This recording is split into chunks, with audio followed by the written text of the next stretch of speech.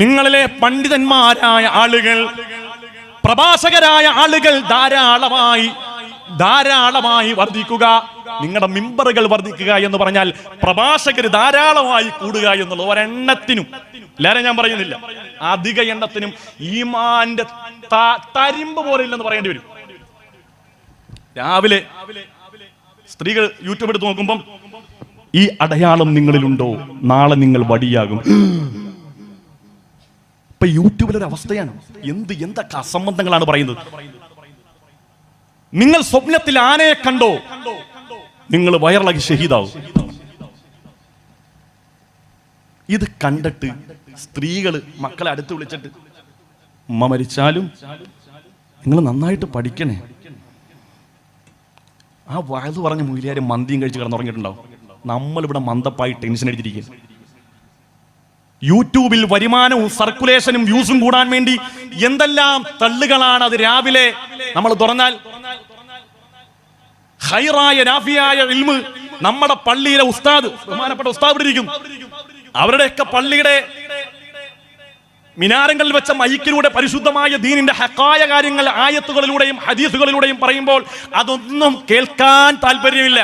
ഇവിടെ കുറെ ആളുകളുണ്ട്, അങ്ങോട്ട് മൈക്ക് അങ്ങോട്ട് പറഞ്ഞാൽ ഞാൻ കെട്ടിയ പെണ്ണിത്തിരി ചന്തം കുറവാണ്. ഉസ്താദിന്റെ പാട്ടെന്ന് ഇതുപോട്ടോ, ഉസ്താദിന്റെ പാട്ടെന്ന് കേൾക്കണം, ഇതുപോട്ടോ.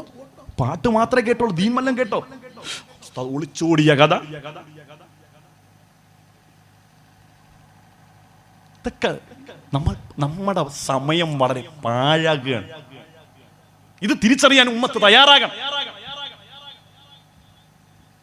നമുക്ക് ഹക്കായ ദീൻ മനസ്സിലാക്കാൻ എന്തൊക്കെ സോഴ്സുകളുണ്ട്. എനിക്ക് ഏറ്റവും ഇഷ്ടം നമ്മുടെ ഫാറൂഖ് നഈമി ഉസ്താദിനെയും സിംസാറുൽ ഹഖ് ഹുദവിനെയും റഹ്മത്തുല്ലാ ഖാസിമിനെയും പേരുസ്താനെയൊക്കെ നമ്മൾ ഇഷ്ടപ്പെടുന്നത് പൊയ് വാക്കുകൾ പറയില്ല. അവിടെ പ്രഭാഷണത്തിന്റെ പ്രത്യേകത ഏതാ? അവിടെങ്ങാണ്ട് ഒളിച്ചോടിയ കഥയും ഇവിടെങ്ങാണ്ട് പെണ്ണുപിടിക്കാൻ പോയ കഥയൊന്നും അവർ പറയില്ല. അള്ളാഹുവിന്റെ പരിശുദ്ധമായ ദീനല്ലാത്തതൊന്നും അവര് പറയില്ല. അതുകൊണ്ട് തന്നെയാണ് അവരുടെ പ്രഭാഷണത്തിന് ആളുകൾ വളരെ കുറവാണെങ്കിൽ പോലും, അങ്ങനെ ആണെന്നല്ല പറയുന്നത്, അങ്ങനെ ആയാൽ പോലും ആ വരുന്ന ചുരുക്കം ആളുകൾ അള്ളാഹുവിൽ അജഞ്ചലമായ ഈമാനുള്ള മനുഷ്യരാണ്. അവരെ സദസ്സിൽ കിട്ടൂ, വളരെ കുറഞ്ഞ ആളുകളെ കിട്ടും. മറ്റേന്ന് പറഞ്ഞ അങ്ങനെയല്ല. ഒരു ഗാനമേള അല്ലെങ്കിൽ ഒരു സെലിബ്രേഷൻ കഴിഞ്ഞ സുഖമാണ്. അവിടെ ഒളിച്ചോട്ടം, ഇവിടെ പെണ്ണ് കേസും, ഇതെല്ലാം പറഞ്ഞ് ഒരായത്ത്, ചില ആളുകളുടെ പ്രഭാഷണത്തിൽ ഒരായത്തോതാവൽ 2 മണിക്കൂറൊക്കെ പ്രഭാഷണം നടത്തുന്നു. ഒരായത്ത് 114 അധ്യായങ്ങളുണ്ട്, 6000 ചില്ലുവാനം ആയത്തുകളുണ്ട്. ഒരായത്തോതി പ്രസംഗിക്കാമല്ലോ. അൽഹംദുലില്ലാഹ്. അവിടുന്ന് അങ്ങോട്ട് തുടങ്ങി, സുബ്ഹാന റബ്ബി. ഞാൻ ആലപ്പുഴ റെയിൽവേ സ്റ്റേഷനിൽ കയറുമ്പോൾ 2 പെൺകുട്ടികളതാ അവിടെ തുടങ്ങി. എങ്ങനെ വലിയ കാര്യത്തെ വലിയ കേൾക്കുകയാണ്. 2 പെൺകുട്ടികൾ ഇങ്ങനെ കയറി. അല്ലെങ്കിൽ നിങ്ങൾ ഈ സ്വപ്നം കണ്ടോ, ഈ അടയാളങ്ങൾ നിങ്ങളിലുണ്ടോ, നിങ്ങൾ നാളെ മരിക്കും. അപ്പൊ അവളിങ്ങനെ സുലൈഹ ഉല്ലാസ ചായ എടുത്ത് അവിടെ നിൽക്കണം, അത് കേൾക്കട്ടെ, ഇത് എന്തും അടയാളം എന്നറിയണം. എന്നില്ല അടയാളമുണ്ട്, വെടി തീർന്നു പോവാ. വീഡിയോ കാലിന് തരിപ്പ് മരണത്തിന്റെ അടയാളമാണ്. കാല് തപ്പി തരിപ്പുണ്ട്. അല്ലാഹുവേ അതേ തീർന്നു, വെടി വെറുതെയാണ്. നമ്മുടെ ഈമാന്റെ ദുർബലത കൊണ്ടാണ്. അല്ലാഹു നമുക്ക് നിശ്ചയിച്ച സമയം അത് ഒരടയാളങ്ങളില്ലെങ്കിലും നമ്മൾ മരണപ്പെടും. പ്രിയപ്പെട്ട മുഅ്മിനീങ്ങളെ, ഈമാൻ കിട്ടി എങ്ങനെ മരിക്കും, ഇപ്പൊ മരിക്കുമെന്നുള്ള ടെൻഷൻ അല്ല വേണ്ടത്. ഈമാൻ കിട്ടി മരിക്കുമോ എന്നോർത്ത് ഭയപ്പെടും. അല്ലാതെ ആരെങ്കിലും അടയാളങ്ങൾ കണ്ട് ഇപ്പൊ മരിച്ചു പോകും എന്നുള്ള ഭയമല്ല വേണ്ടത്. എപ്പ മരിച്ചാലും ഈമാൻ കിട്ടിയുള്ള മരണമാണ് നമുക്ക് വേണ്ടത്. അള്ളാഹുവിന്റെ മുമ്പിൽ പോയി നിൽക്കുമ്പോൾ ഹിസാബില്ലാതെ സ്വർഗത്തിൽ കടക്കാൻ കഴിയണം. അതാണ് ഒരു മുഅ്മിനായ മനുഷ്യന്റെ ജീവിതം കൊണ്ട് നേടിയെടുക്കേണ്ടത്. അള്ളാഹുവേ, ഞങ്ങൾക്ക് അതിനുള്ള തൗഫീഖ് നൽകണേ ഇദാ കസറ ഖുതബാഉ മനാബിറുകും വറകന ഉലമാഉകും ഇലാ ഉലാതികും. നിങ്ങളിൽ ധാരാളമായി പ്രഭാഷകർ വർദ്ധിച്ചു വരുന്നത് നിങ്ങൾക്ക് കാണാം. വറകന ഉലമാഉകും ഇലാ ഉലാതികും. അവരുടെ പ്രത്യേകത എന്തെന്നറിയുമോ? അവരധികാരികളായ ഭരണകർത്താക്കളായ ആളുകളിലേക്ക് ചാഞ്ഞു നിൽക്കുന്നവരാണെന്ന് ഹബീബായ മുഹമ്മദ് മുസ്തഫ അല്ലാഹുവിന്റെ റസൂൽ പറയാണ്, അവര് ഭരണകർത്താക്കളിലേക്ക് ചാടി നിൽക്കുന്നവരാണ്.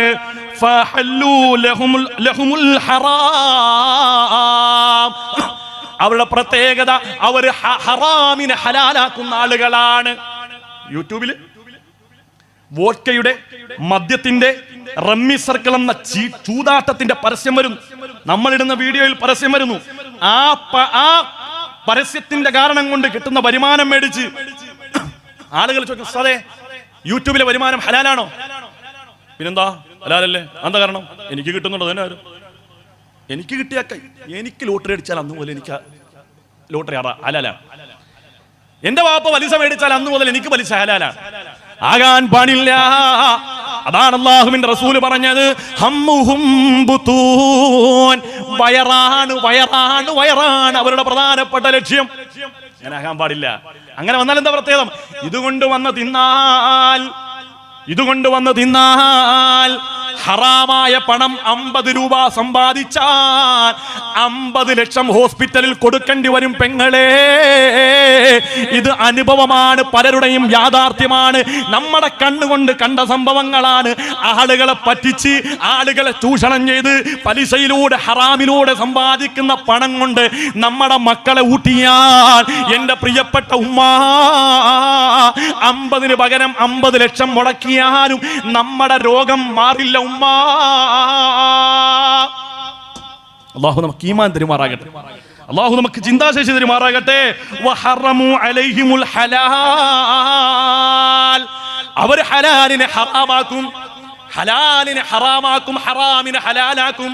കണ്ടില്ലേ, വലിയ വലിയ നേതാക്കന്മാര്, പരിശുദ്ധമായ ഇസ്ലാമിന്റെ അസ്തിത്വം എന്താണെന്നും സ്വത്വം എന്താണെന്നും അറിയുന്ന വലിയ വലിയ നേതാക്കന്മാര് പോയിട്ട് അള്ളാഹുവിന്റെ ദീനിനെതിരായ കാര്യങ്ങൾ ചെയ്യുകയാണ്. എന്നിട്ട് അവർ പറയുന്ന ന്യായം എന്താ? ഇതൊക്കെ ഒരു ജനാധിപത്യ സമൂഹത്തിൽ, ഒരു മതേതര സമൂഹത്തിൽ നമ്മളൊക്കെ ജീവിക്കുമ്പോൾ അങ്ങനെയൊക്കെ ചെയ്യേണ്ടി വരുമെന്നാ പറയുന്നത്. ജീവിതകാലം മുഴുവൻ മഹാനായ മമ്പുറത്തെ തങ്ങളുടെ ഖാദിമ് കോന്തുനായരാണ്. കാലം എത്ര കടന്നുപോയി മമ്പുറം തങ്ങളുടെ ഏതെങ്കിലും ഘട്ടത്തിൽ ബഹുമാനപ്പെട്ട ഖുതുബുസ്സമാൻ മമ്പുറം തങ്ങൾ അള്ളാഹുവിന്റെ പരിശുദ്ധമായ ദീൻ അനുവദിക്കാത്ത എന്തെങ്കിലും ഒരു കാര്യം മമ്പുറം തങ്ങൾ ചെയ്തിട്ടുണ്ടോ? എന്നിട്ടും പരിശുദ്ധമായ ഈമാൻ കാത്തു സൂക്ഷിച്ച് തന്റെ പ്രിയപ്പെട്ട സേവകനായി ബഹുമാനപ്പെട്ട കോന്തുനായരെ ഒപ്പം ചേർത്ത ഒരു ചരിത്രമാണ്, സംസ്കാരമാണ് നമ്മുടെ കേരളത്തിനുള്ളത്. ആരുടെയും ആചാരങ്ങൾ നമ്മൾ കടമെടുക്കേണ്ടതില്ല. നമ്മുടെ ചുറ്റുവട്ടത്ത് ക്ഷേത്രമുണ്ട്, അവർക്ക് ആരാധിക്കാനുള്ള സൗകര്യങ്ങളും ആരാധിക്കാനുള്ള സാഹചര്യങ്ങളും സ്വാതന്ത്ര്യങ്ങളും അനുവദിച്ചു കൊടുക്കലാണ് ഏറ്റവും വലിയ മര്യാദ. ഏറ്റവും വലിയ മതേതരത്വം എന്ന് പറഞ്ഞാൽ മറ്റുള്ളവരുടെ ആരാധനകളെ, അവരുടെ ആരാധ്യന്മാരെ നിഷേധിക്കാതെയും പരിഹസിക്കാതെയും ഇരിക്കലാണ്. കരാവിവ ശരീരസ്യ നേത്രയോരിമ പശ്മണി ആവിചാര്യം കുര്യത് തന്മിത്രം മിത്ര സമുച്ചതേ. ചാണക്യം പറഞ്ഞതാ, കരാവിവ ശരീരസ്യ നേത്രയോരിമ പശ്മണി ആവിചാര്യം കുര്യത് മിത്രം മിത്ര സമുച്ചതേ. തന്റെ അയൽവാസികൾ, തന്റെ സഹോദരങ്ങൾ, തന്റെ കൂടപ്പറപ്പുകൾ, തന്റെ സഹചാരികൾ, തന്റെ സതീർത്ഥ്യന്മാരായ ആളുകൾ, നമ്മളുടെ കണ്ണിന്റെ പോളകൾ, കണ്ണിന്റെ ഉള്ളിലേക്ക് എന്തെങ്കിലും വരുമ്പോൾ പോളെ അടച്ചുകൊണ്ട് കണ്ണിനെ സംരക്ഷിക്കുന്നത് പോലെ നിന്റെ സഹോദരൻ ഏതു മതക്കാരനായാലും അവനെ നീ സഹായിക്കണേ, അവനോട് സ്നേഹം കാണിക്കണേ, അവനെ നീ സംരക്ഷിക്കണേ എന്ന് പറയുന്ന മഹത്തായ വേദഗ്രന്ഥങ്ങൾ. അക്രിം ജാറക വലൗ കാന കഫിറാ. മോനെ, നിന്റെ അയൽവാസിയായ മനുഷ്യരുണ്ടല്ലോ, അവൻ ഏതു മതക്കാരനായാലോ അവനെ നീ അനാദരിക്കല്ലേ എന്ന് പറഞ്ഞ, അവനെ നീ ധിക്കരിക്കല്ലേ എന്ന് പറഞ്ഞ, അവനെ നീ ആക്ഷേപിക്കല്ലേ എന്ന് പറഞ്ഞ ഹബീബായ മുഹമ്മദ് മുസ്തഫ. ഈമാൻ പൂർത്തിയാകണമെങ്കിൽ പോലും ആ അയൽവാസിയോട് സ്നേഹം വേണം, ബഹുമാനം വേണം, ആദരവ് വേണം. ഏത് മതക്കാരനായാലും മൻ കാന യുമിനു ബില്ലാഹി വൽ യൗമിൽ ആഖിർ ഫഅക്രിം ജാറാ.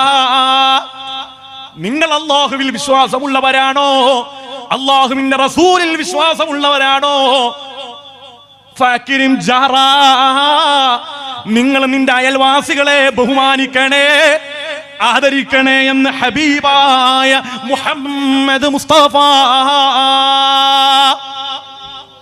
ഏത് മതക്കാരനായാലും ബഹുമാനിച്ചേ പറ്റൂ. നിന്റെ ഈമാൻ പൂർത്തിയാവൂല. നീ മുസ്ലിം എന്ന് പേര് കെട്ടി ഖാലിദ് എന്നും റസാഖ് എന്നും പറഞ്ഞ് നടക്കുകയാണ്. നിന്റെ അയൽവാസിയായ ആളുകൾക്ക് നീ ദ്രോഹമാണോ, നീ പ്രയാസമാണോ? നിന്റെ വാക്കിനെ അവർ ഭയപ്പെടുന്നുണ്ടോ? നിന്റെ പ്രവൃത്തിയെ അവർക്ക് വെറുക്കുന്നുണ്ടോ? മോനെ, ലാ യദ്ഖുലുൽ ജന്ന, നിനക്ക് സ്വർഗമില്ലെന്ന് ഹബീബായ മുഹമ്മദ് മുസ്തഫ. അല്ലാഹു ഈമാൻ തരട്ടെ, അല്ലാഹു നമുക്ക് ഈമാൻ തരട്ടെ, അല്ലാഹു നമുക്ക് ഈമാൻ തരട്ടെ. അതുകൊണ്ട് പ്രിയമുള്ള മുഅ്മിനീങ്ങളെ, നമ്മൾ ഒരിക്കലും മറ്റുള്ളവരോടുള്ള ബഹുമാനവും സ്നേഹവും എന്ന് പറഞ്ഞാൽ അത് ധാർമ്മികമായി പരിശുദ്ധം ഇസ്ലാം അതിനൊരു ഫ്രെയിം, ഒരു സ്ട്രക്ചർ അല്ലാഹുവിന്റെ റസൂൽ പറഞ്ഞിട്ടുണ്ട്. സഹായിക്കണം, സ്നേഹിക്കണം, ആവോളം സഹായിക്കണം. എന്ത് പ്രതിസന്ധി വന്നാലും നമ്മൾ അവരോടൊപ്പം സഹകരിച്ചു നിൽക്കണം. പക്ഷേ ആരാധനകൾ വിഷയം വരുമ്പോൾ, ആഘോഷങ്ങൾ വരുമ്പോൾ അവരുടെ ആഘോഷം അവർ വേണ്ട രൂപത്തിൽ അവർ ആഹ്ലാദിക്കട്ടെ. നമ്മൾ അവർക്ക് അതിന് സ്വാതന്ത്ര്യം കൊടുക്കും. ഏത് മതവിഭാഗത്തിന്റെ ആഘോഷം വന്നാൽ നമ്മൾ മതേതരത്വം കാത്തു സൂക്ഷിക്കാൻ വേണ്ടി നേരെ എനിക്ക് അമ്പലത്തിന്റെ അകത്ത് കയറണം, ശ്രീകോവിലിന്റെ അകത്ത് കയറി എനിക്ക് 2 റക്അത്ത് നിസ്കരിക്കണം ഒന്നും പറയാൻ പാടില്ല. കാരണം ആ മതത്തിനൊരു നിയമമുണ്ട്. ശ്രീകോവില് അവർ പരിശുദ്ധമായിട്ട് കാണുന്ന സ്ഥലമാണ്. അതിനെ നമ്മളെ ഒരു കാരണവശാലും നിന്ദിക്കാൻ പാടില്ല. അതുപോലെ തന്നെ പള്ളിയും അതിന്റെ മെഹ്റാബും അതിന്റെ ചുറ്റുവട്ടവും പരിശുദ്ധമായ സ്ഥലമാണ്. മറ്റുള്ളവരും അതിനെ ആദരിക്കുകയും ബഹുമാനിക്കുകയും വേണം. ഇങ്ങനെ പരസ്പരം സ്നേഹിച്ച് ബഹുമാനിച്ച് പരസ്പരം ആവോളം സ്നേഹിച്ചും കൊടുത്തും വാങ്ങിയുമായിരിക്കണം നമ്മുടെ ജീവിതം. അല്ലാതെ ഏതെങ്കിലുമൊക്കെ ഭരണ നേട്ടത്തിന് വേണ്ടി, ആളുകളുടെ തൃപ്തി കിട്ടാൻ വേണ്ടി, ജനാംഗീകാരം കിട്ടാൻ വേണ്ടി മതേതരത്വമാണ് എന്ന് മനസ്സിലാക്കി അല്ലെങ്കിൽ എന്ന് കരുതി അള്ളാഹുവിന്റെ പരിശുദ്ധമായ ദീനിനെ നമ്മൾ വിൽക്കാൻ പാടില്ല. അള്ളാഹുവിന്റെ പരിശുദ്ധമായ ദീനിനെ നമ്മൾ കളങ്കപ്പെടുത്താൻ പാടില്ല. എന്റെ മുത്തുമുഅ്മിനീങ്ങളെ, പരിശുദ്ധമായ ഇസ്ലാം നിർദ്ദേശിച്ചത് പ്രകാരം ഖൈറായ രൂപത്തിൽ ജീവിച്ച് അവസാനം ആഖിബത്ത് നന്നായി മരിക്കാൻ അല്ലാഹു നമുക്ക് സൗഭാഗ്യം നൽകട്ടെ.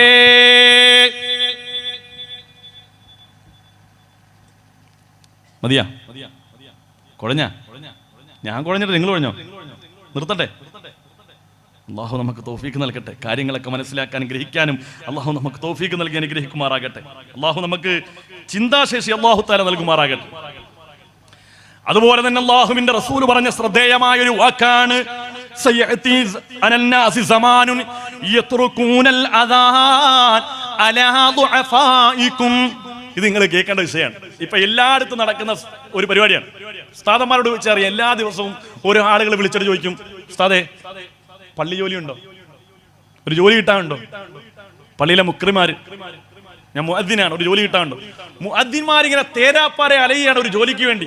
എന്തേ? യേശുദാസിന്റെ സൗണ്ട് ഇല്ല. യേശുദാസിന്റെ സൗണ്ട് 3000 ശമ്പളമാണ്. യേശുദാസിന്റെ ഖുർആൻ ഓതിയിട്ടില്ലേ, സുബ്ഹാനക ലാ ഇൽമ ലനാ. പാവപ്പെട്ടവൻ 10-60 വയസ്സുണ്ട്, സുബ്ഹാനക ലാ, അത്രേ പറ്റുള്ളൂ. എന്ത് ചെയ്യാൻ പറ്റും? അള്ളാഹു അങ്ങനെ കൊടുത്തത്. അപ്പൊ കമ്മിറ്റി ഭയങ്കര ചർച്ച. നമ്മുടെ മുഅദ്ദിന് സൗണ്ടില്ല. ഞാൻ വളാഞ്ചേരി വെങ്ങാട് പഠിക്കുമ്പം സാധേ നിങ്ങളുടെ ബാങ്ക് പുറത്തോട്ട് കേൾക്കുന്നില്ല, പെണ്ണുങ്ങൾ വല്ല പരാതി, 3000 രൂപ തരും, യേശുദാസിന്റെ ഭാഗം കൊടുക്കണ.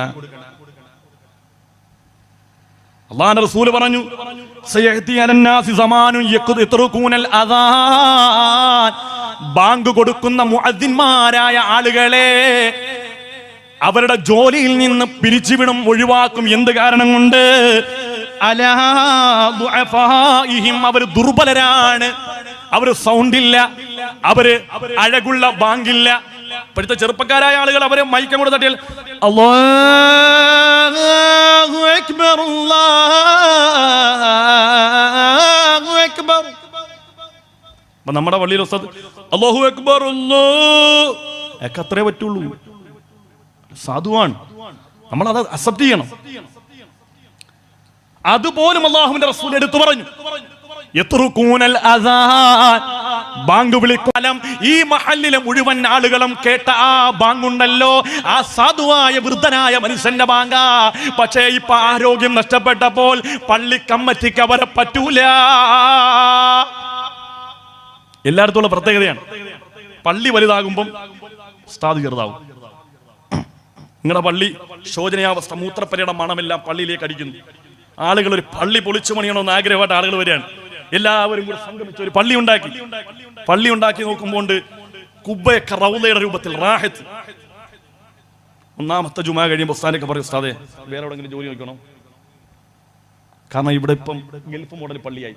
ഇപ്പൊ ഇവിടുത്തെ ഖിറാഅത്ത് ബിസ്മില്ലാഹിർ റഹ്മാനിർ റഹീം അലിഫ് ലാം മീം ഈ ഒത്ത് വേണം.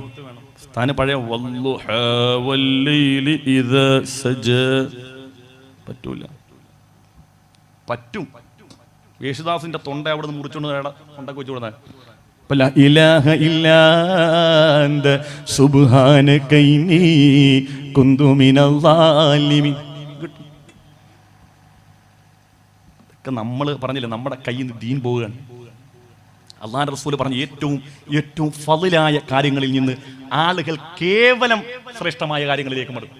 നമ്മുടെ പള്ളിയിലൊക്കെ ഇവിടെ സദസ്യരോട് ചോദിക്കുകയാണ്, ഇവിടെ ഏറ്റവും കൂടുതൽ ആളുകൾ പള്ളിയിൽ നിസ്കരിക്കാൻ വരുന്ന നിസ്കാരം ഏതാണ്? നിങ്ങളൊന്ന് പറഞ്ഞേ, നിങ്ങളുടെ പള്ളിയിൽ ഏറ്റവും കൂടുതൽ ആളുകൾ നിസ്കരിക്കാൻ വരുന്ന നിസ്കാരം ഏതാണ്? തുറന്നു പറഞ്ഞു. ഇശാഖാണ്? തെറ്റാണ്, മഗ്രിബിനാണ്. ഏത് പള്ളിയിൽ ചെന്നാലും ഏറ്റവും കൂടുതൽ ആളുകൾ നിസ്കാരം ഏതാ?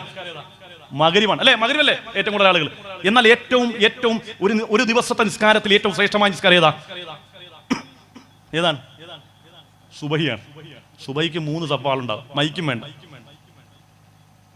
ഉസ്താദിന്റെ ശ്വാസം വിടുന്നവരെ ഇവിടെ നിൽക്കുന്ന ആൾക്ക് കേൾക്കാൻ പറ്റും. അല്ലാഹുവിന്റെ റസൂൽ പറഞ്ഞതാണ്, ഏറ്റവും ശ്രേഷ്ഠമായ കാര്യങ്ങളിൽ നിന്ന് ജനങ്ങൾ കേവലം ശ്രേഷ്ഠമായ കാര്യങ്ങളിലേക്ക്. അതുപോലെ തന്നെ നിസ്കാരം ഒഴിവാക്കാൻ പറ്റിയ 3 കാര്യങ്ങൾ, 2 കാര്യങ്ങളല്ലേ, 1 കാര്യങ്ങളുണ്ട്. നിസ്കാരം ഖളാ ആക്കാൻ 3 കാര്യങ്ങൾ. ഇസ്ലാമിൽ 2 കാര്യങ്ങളേ ഉള്ളൂ. പുതിയതായിട്ട് ഒന്നുകൂടി പറയാം. ഒന്നാമത്തെ ഉറക്കം, 2 മറവി. ഉറക്കവും മറവിയും കൊണ്ട് നിസ്കാരം ഖളായി, അള്ളാഹുവിന് ശിക്ഷയില്ല, നമ്മൾ ഖളാ വീട്ടിയാൽ മതി. മൂന്നാമത്തെ ഒന്നുണ്ട്, ഏർവാടി സിയാറത്ത്. കുറെ ഹമുക്കൾ ഞാൻ ഈ സദസ്സിൽ പറയുന്ന വിഷമം കൊണ്ട് പറയാം. ഇവിടുന്ന് ഒരു വണ്ടി പുറപ്പെട്ടാൽ, ഇവിടുന്ന് വണ്ടി സ്റ്റാർട്ട് ചെയ്താൽ ഏർവാടി കൊണ്ടാണ് നിർത്തിയത്. അല്ലിത്ത ഇതിന്റെ ഇടയ്ക്കുള്ള നിസ്കാരമൊന്നും ഇല്ലല്ലോ. സിയാറത്ത് നിങ്ങൾ ആരെടുക്കേ പോകുന്നത്? ബാദിഷാ തങ്ങെടുക്കുക. അവരെന്തിനു വേണ്ടിയാ ജീവിച്ചത്? അള്ളാഹുവിന് വേണ്ടി. അവർ മരിച്ച എന്തിനു വേണ്ടിയാ? അള്ളാഹുവിന് വേണ്ടി. നിങ്ങൾ എന്തിനാ ചെല്ലുന്നത്? നിങ്ങളുടെ കാര്യങ്ങളെല്ലാം വളരെ എളുപ്പത്തിൽ ഡിജിറ്റലായിട്ട് നടക്കാൻ വേണ്ടി. ദാരിദ്ര്യമുണ്ടായി, സൂറത്തുൽ വാഖിയ ഓതാൻ ആദരവായ റസൂലുള്ളാഹി സ്വല്ലല്ലാഹു അലൈഹി വസല്ലം തങ്ങൾ പറഞ്ഞു, അത് ഓതാൻ വയ്യ.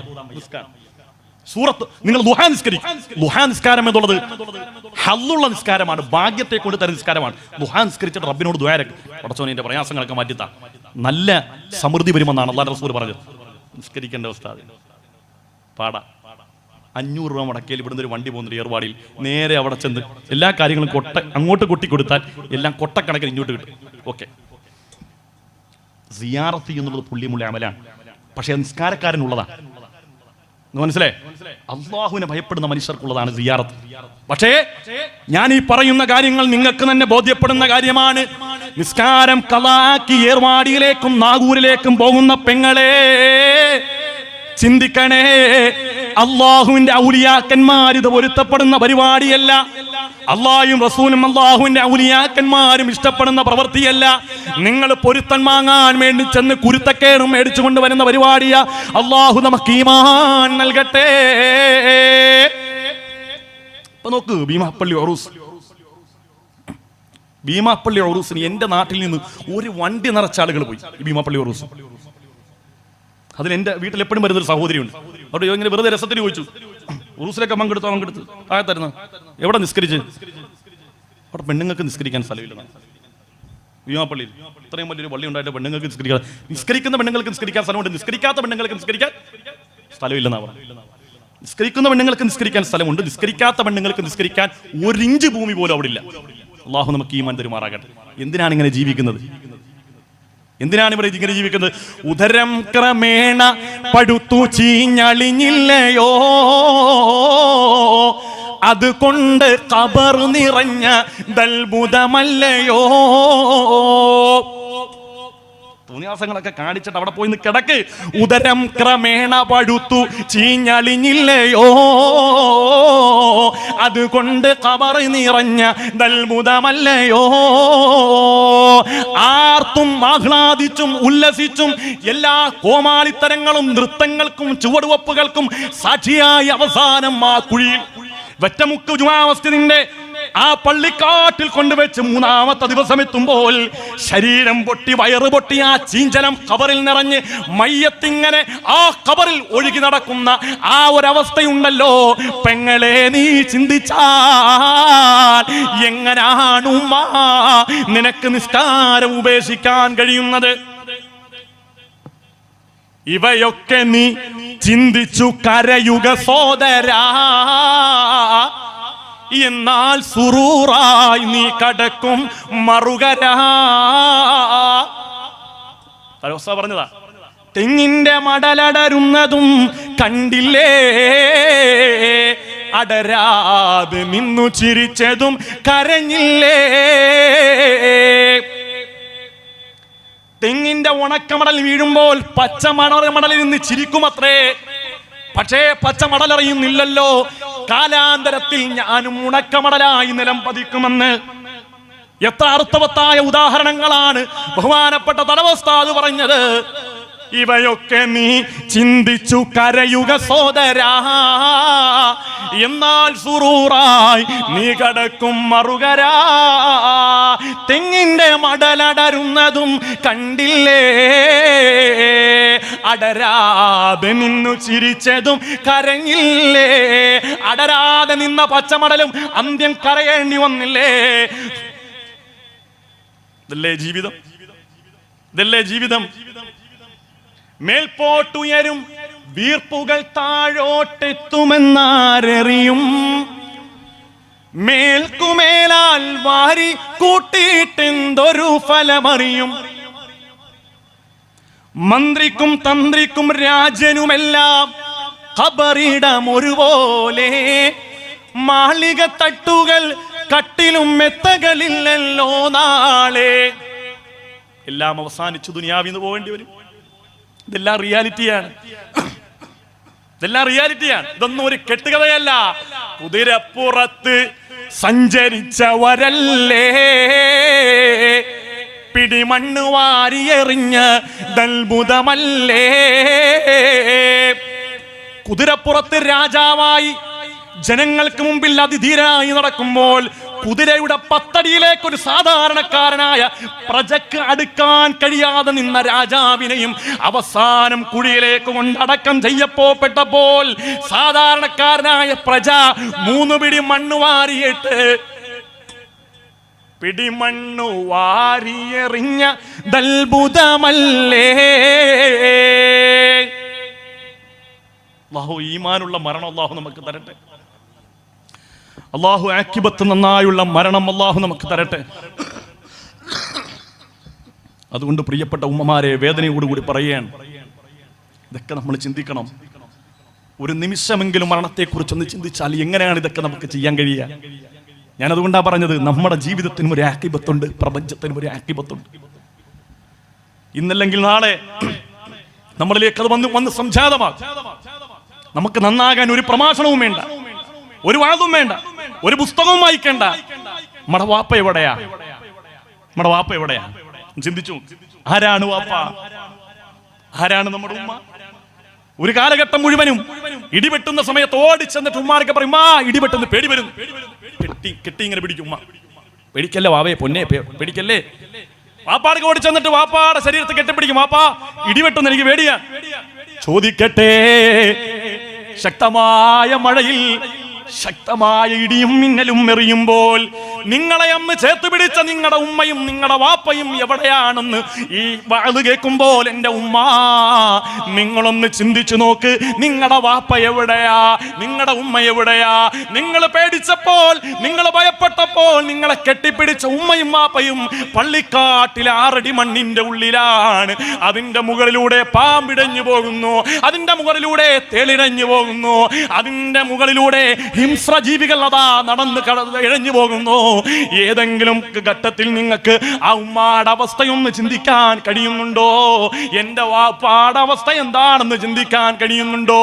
ആ ഉമ്മയും വാപ്പയും ആ മഴ പെയ്യുന്ന സമയത്ത് പെയ്യുന്ന വെള്ളമെല്ലാം വാപ്പാടെ കബറിലേക്ക് ഊർന്നിറങ്ങുമ്പോൾ, ഉമ്മാടെ കബറിലേക്ക് ഊർന്നിറങ്ങുമ്പോൾ, നീ നിന്റെ മക്കളെ കൂട്ടിച്ചേർത്ത്, നീ നിന്റെ ഭാര്യയെ കൂട്ടിച്ചേർത്ത് അൽഫാമും തന്തൂരിയും വീട്ടിൽ തണുപ്പ് സമയത്ത് കഴിക്കാൻ ഏറ്റവും രസം ചൂടുള്ള മന്തിയാണെന്ന് മനസ്സിലാക്കി നിന്റെ തീന്മേശയിൽ മന്തി വിളമ്പി ഭാര്യയോടൊപ്പം മക്കളോടൊപ്പം കഴിക്കുമ്പോൾ, ഗർഭം ചുമന്നത് 10 മാസം തള്ളയാ,